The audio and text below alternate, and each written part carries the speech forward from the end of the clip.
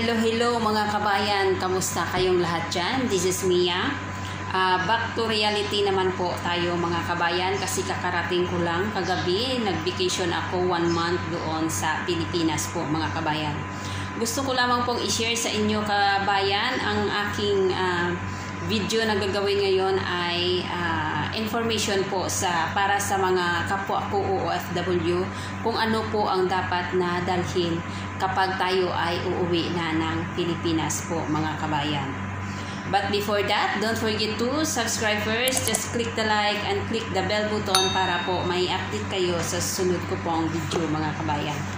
So, ang dapat nating dalhin mga kabayan kapag tayo ay magta-travel, galing tayong Dubai, papunta po tayong Pilipinas. So, huwag nating kalimutan bumili ng ticket bago po tayo uuwi, bago po tayo magpaparegistered sa e-travel. I-click i-search lang natin sa Google yung www.etravel.gov.ph. Magpaparegistered po tayo dyan kapag tayo ay mayroon ng ticket at saka bit-bit natin ang ating passport. Kasi kukunin yung passport number at saka yung date ng ating travel doon sa Pilipinas po mga kabayan.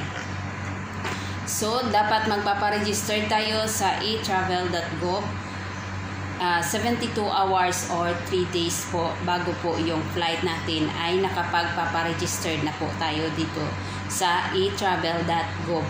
Hindi naman kailangan yung e-travel dito sa airport ng Dubai. Kakailanganin po pagdating doon sa Pilipinas, sa Ninoy International Airport po. Kasi hindi tayo makakapasok doon kapag wala po tayong etravel.gov. Hindi tayo nakapagpaparegistered sa e-travel mga kabayan. So, yung kakailanganin natin, yung registration, yung e-travel registration, yung ating ticket, at saka yung passport.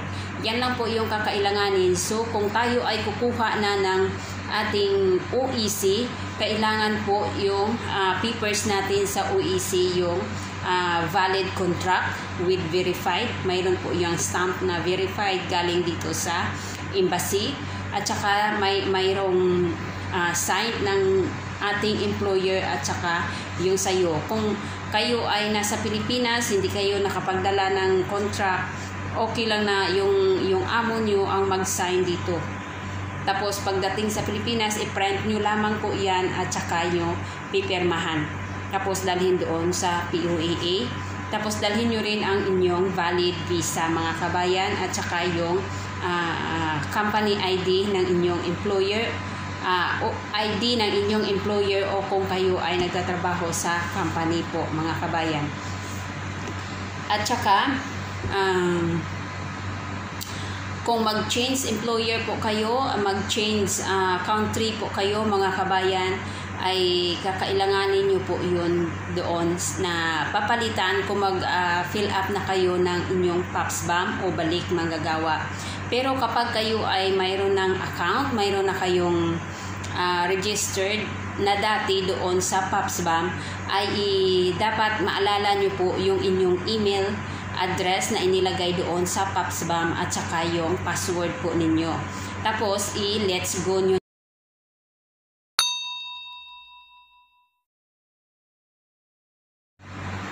At kung magpapa-registered naman kayo dito sa PAPSBAM, i-click nyo lang sa inyong Google search, i-search nyo lang po yung onlineservices.dmw.gov.ph. For OEC po yan mga kabayan kung kayo ay magkukuha na ng slot o kung magpapa-registered po kayo dito sa onlineservices.dmw.gov.ph po mga kabayan. Pero kapag kayo ay mag-change employer, mag-change country po kayo at kung hindi nyo po alam kung papaano po, maaari po kayong pumunta doon sa office ng POAA.